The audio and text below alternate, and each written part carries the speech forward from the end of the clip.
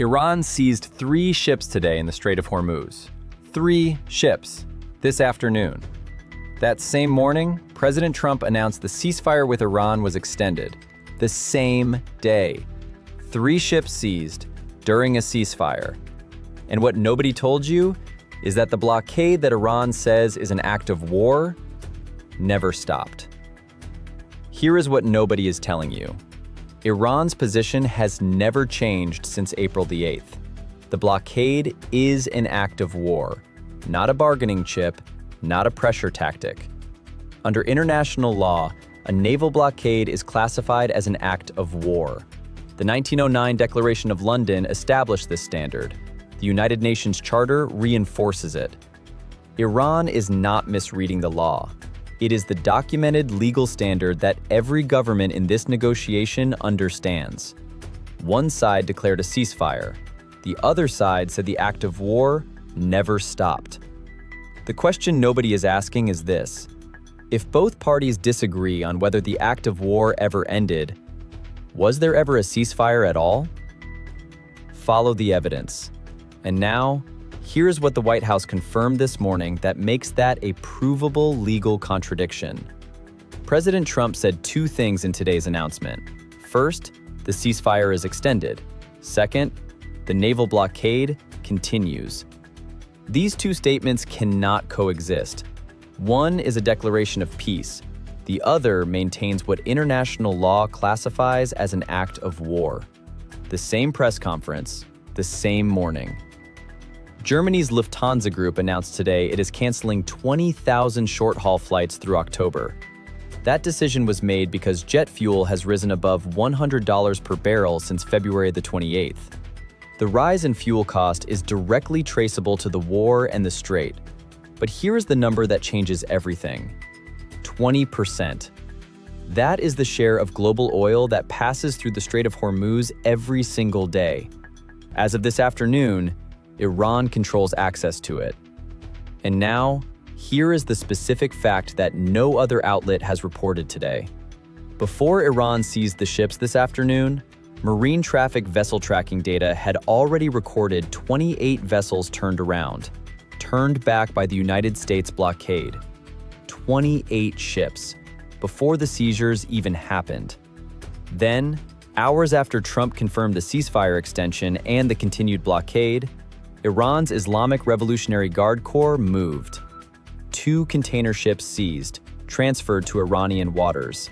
A 3rd vessel disabled off the Iranian coast. One of those ships was the Tifani. The Tifani is a tanker with a cargo capacity of nearly 300,000 tons. It sails under the flag of Botswana. But the United States government had already placed the Tifani under Iran sanctions in July 2025. The Office of Foreign Assets Control linked it to an Iranian petroleum operation. Iran did not attack a random vessel. Iran seized a ship the United States government had already designated and sanctioned. This is not a provocation. This is a response in kind. And that is not an opinion. That is the record. Every American who buys gas or books a flight is directly exposed to what happens in that strait. Jet fuel cost increases are now adding an estimated $104 per passenger on long-haul flights from Europe. That cost crosses the Atlantic within weeks. Over 300 million Americans will feel it at the pump and the ticket counter. Now that you know what the blockade actually is, let me show you what this story connects to that no other coverage is reporting today. The United States has used economic pressure against Iran before. In 2019 and 2020, the Maximum Pressure Campaign targeted Iran's oil exports. The stated goal was to reduce Iranian oil revenue to 0. Iran did not collapse. Iran accelerated its nuclear program. The campaign ended without a deal, in a prisoner exchange and quiet back-channel negotiations. What is happening today is the same architecture, militarized.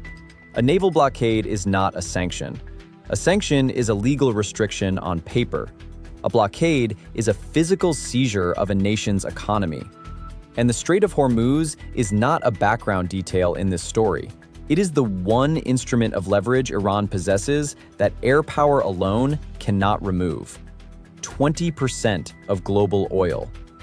Every time you read a headline about Iran peace talks, ask this question: is the blockade still running? If it is, the talks are theater. What we have is not a ceasefire. It is a siege with a ceasefire announcement placed on top of it. What comes next is not analysis.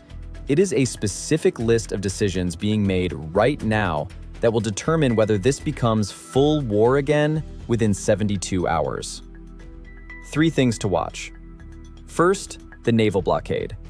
If the United States does not offer to suspend it as a negotiating gesture, Iran has signaled it will continue targeting vessels. Today's seizures were documented retaliation, not random, not unprovoked. Second, the Islamabad peace talks. Pakistan's information minister confirmed on April the 21st that Iran had not yet sent a delegation. Tehran had still not formally responded as of yesterday evening. If no Iranian delegation arrives in Islamabad this week, the ceasefire framework has no path forward. Third, the 3 seized ships. These vessels are a test. If the United States responds with military force, the ceasefire is finished. If the United States does not respond, Iran holds documented proof that the strait is its leverage and the blockade is its target. Here is the most important intelligence you can carry into tomorrow. The United States has not offered to lift the blockade. Iran will not negotiate while it continues. And the Strait of Hormuz is where that standoff became 3 seized ships this afternoon. What you just watched is the kind of analysis the record demands. Today's coverage told you Iran seized ships after Trump extended the ceasefire. It did not tell you a naval blockade is classified as an act of war, and that the United States maintained one while calling it peace. If that is the kind of intelligence you want more of, subscribe. Zero Static is here every day. We will be back tomorrow.